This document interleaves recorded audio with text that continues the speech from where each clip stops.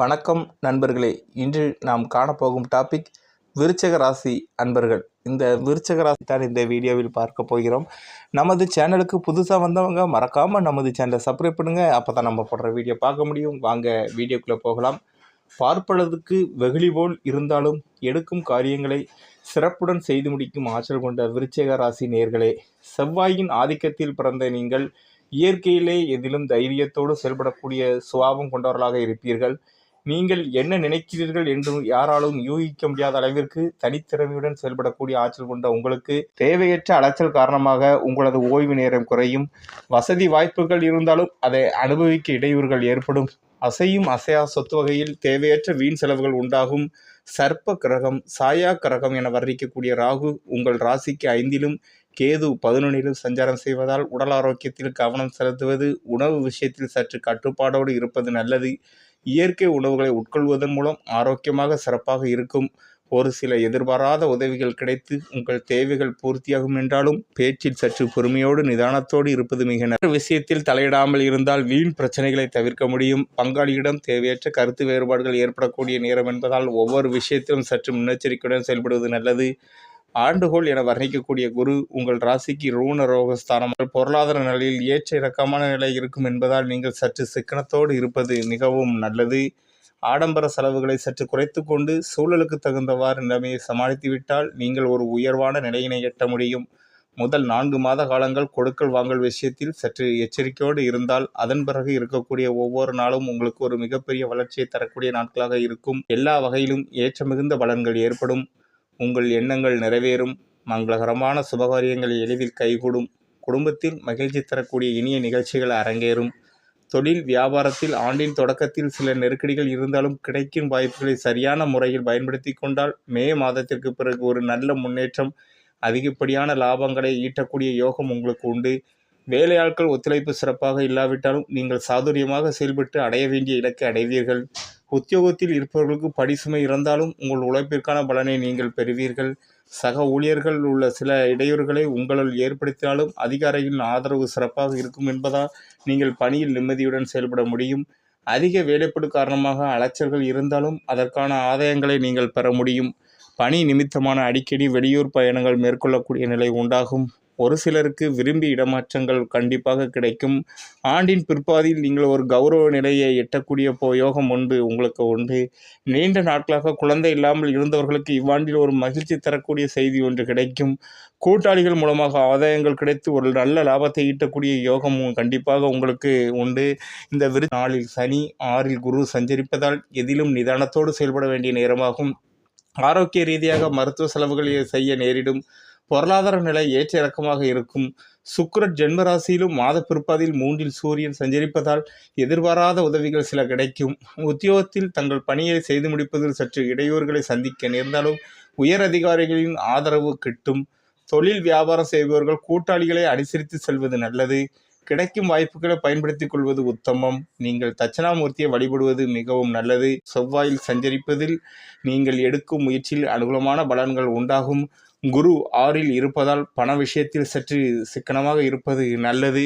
உடல் பாதிப்பு அப்போது கண்டிப்பாக சிறு சிறு பாதிப்புகள் ஏற்படும். ஆகையால் நீங்கள் வெளியே ஹோட்டல் போன்றவற்றை சாப்பிடுவதை மிகவும் தவிர்ப்பது மிகவும் நல்லது. உடல் ஆரோக்கியத்தில் நீங்கள் மிகவும் பாதிப்பு ஏற்பட வாய்ப்புகள் அதிகம் உள்ளது.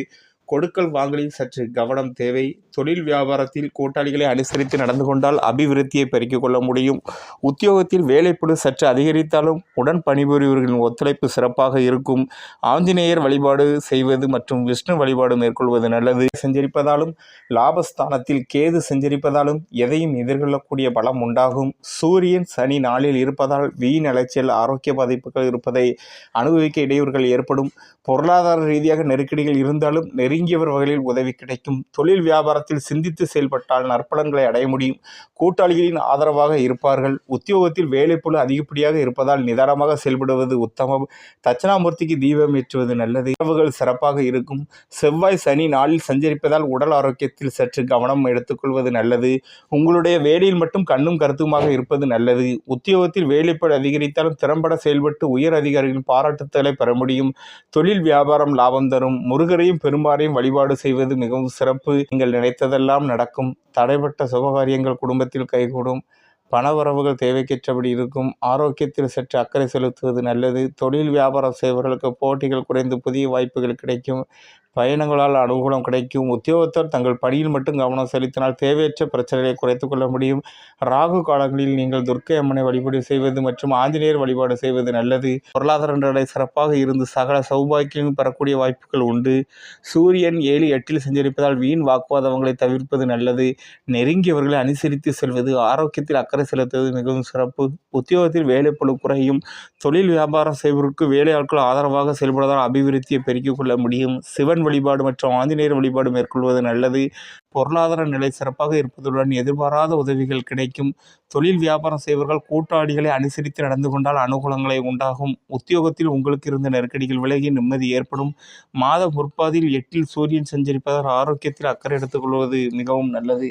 வண்டி வாகனங்களில் செல்லும்போது கவனமாக இருப்பது மிகவும் நல்லது. சிவனை வழிபாடு செய்வது உத்தம். பணம் வரவுகளில் இருந்து தேக்க நிலை மாறி தாராளமாக தனவரவு உண்டாகும். புத்திர வழியில் மகிழ்ச்சி நிலவும். கொடுக்கல் வாங்கலில் நீங்கள் சிந்தித்து செயல்பட்டால் லாபம் காண முடியும். உத்தியோகத்தில் இருப்பவர்கள் எதிர்பார்க்கும் உயர்வுகள் தடையின்றி கண்டிப்பாக கிடைக்கும். புதிய வேலை தேடுபவர்களுக்கு நல்ல வாய்ப்புகள் அமையும். தொழில் வியாபாரம் செய்பவர்களுக்கு கூட்டாளிகளின் ஆதரவு சிறப்பாக இருக்கும்.